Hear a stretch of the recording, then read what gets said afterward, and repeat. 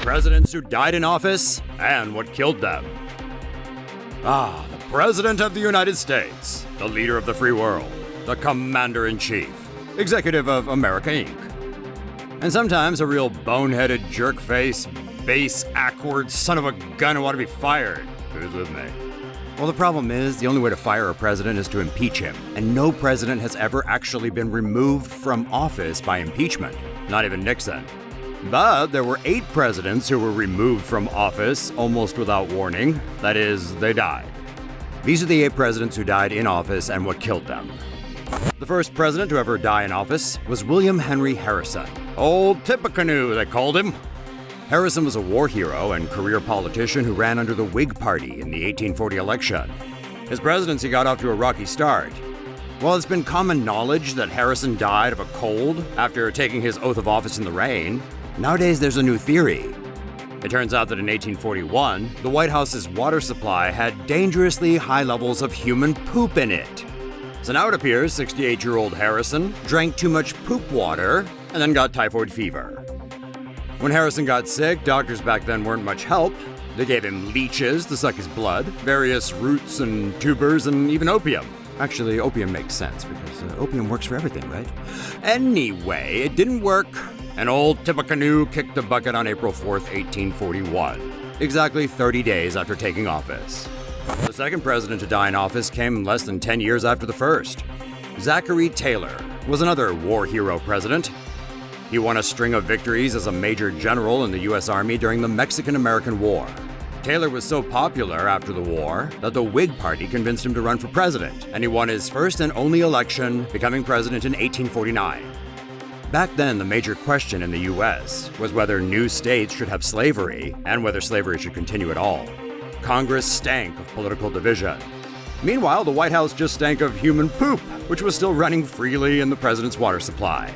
On July 4th, 1850, President Taylor attended a party where he drank lots of ice water made of frozen poo juice from the tap. Taylor instantly became sick and died 5 days later. His official cause of death was bilious diarrhea, and Washington's open sewers had claimed their second president in less than 10 years. The third president to die in office is finally one you probably heard of before. Abraham Lincoln won the 1860 election, which triggered the Confederate States to secede from the Union.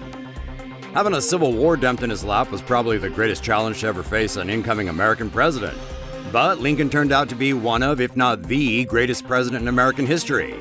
He oversaw the Union's victory in the Civil War and pushed the abolition of slavery through Congress.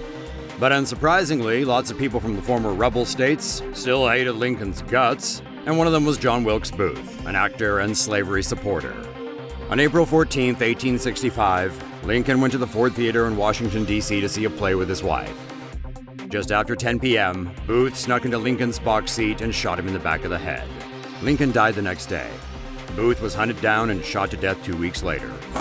Lincoln was the first American president ever to be assassinated. Unfortunately, he wasn't the last. The fourth president to die in office, James A. Garfield, was also shot to death, sort of. Garfield was a long-serving Republican congressman and also a Civil War general. He won the 1880 presidential election and set about presidenting in a fairly effective fashion. However, Garfield had enemies he didn't even know about.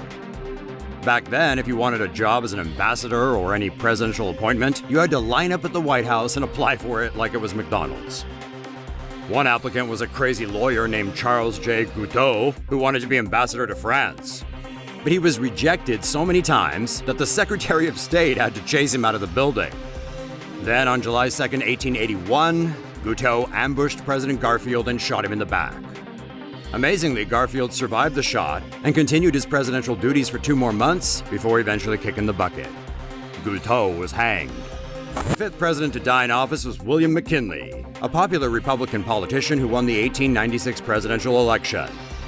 He started and won the Spanish-American War, annexed the Republic of Hawaii, and presided over an improving economy.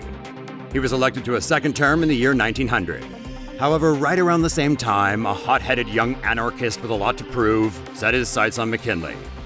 Leon Chilgros was a young worker from Michigan who wanted to follow in the footsteps of anarchists who were shooting kings and czars in Europe. On September 6, 1901, McKinley went to Buffalo, New York to shake hands and kiss babies. His aides had repeatedly removed the trip from his schedule because it was obviously dangerous, but McKinley didn't care. Sure enough, one person whose hand he tried to shake was the young Chilgros. But instead of a hand, McKinley got a bullet. He died 8 days later from gangrene, and Chilgros shortly after that in the electric chair. Dying at number 6 is another Republican. He's the underwhelming compromise candidate of the Roaring Twenties. It's Warren G. Harding. Harding was a risk-averse senator from Ohio who got shoved into the race for president when the Republicans couldn't agree on anyone else. He was a drinker who voted for prohibition, and a philanderer who liked to appear in public with his wife. On August 2nd, 1923, Harding died of a heart attack in his hotel room in San Francisco. Afterward, a detective hired by Harding's wife started accusing her of poisoning the president. But the accusation never stuck, and these days it's agreed he just croaked. The number 7 president to die in office stands head and shoulders above the rest, even though he was in a wheelchair. He's Franklin Delano Roosevelt, the only president to win election to the highest office 4 times, or even 3 times for that matter. FDR guided the U.S. out of the Great Depression and through most of World War II. He also locked up Americans of Japanese ancestry during the war, but people still like him anyhow. In the classic fashion of New England royalty, FDR married for power but fooled around for fun. Even after polio confined him to a wheelchair, he still enjoyed the company of his mistress, Lucy Mercer.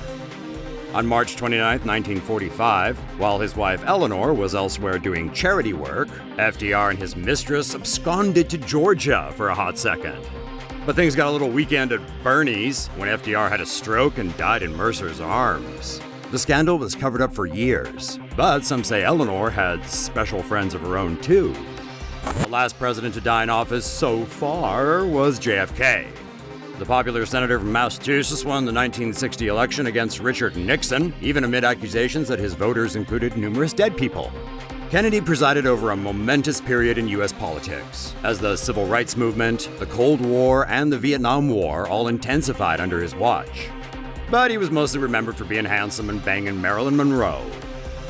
On November 22, 1963, JFK was making a motorcade appearance in an open-top convertible in Dallas, Texas.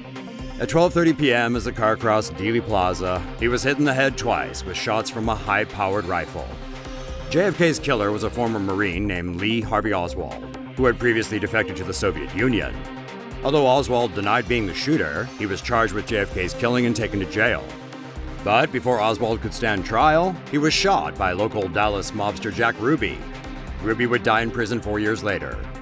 To this day, many people believe that JFK's assassination was a conspiracy, perpetuated by the Mafia, or the Soviet Union, or Fidel Castro, or anti-Castro Cubans, or the CIA. The list goes on. But Kennedy was definitely shot in the head. Of that, we can be sure. So there you go. Now you know every president who died in office, and exactly how they kicked the bucket. Hey, maybe next time we'll do all the vice presidents who died in office. Ha! Just kidding. Nobody cares about vice presidents. Toodles!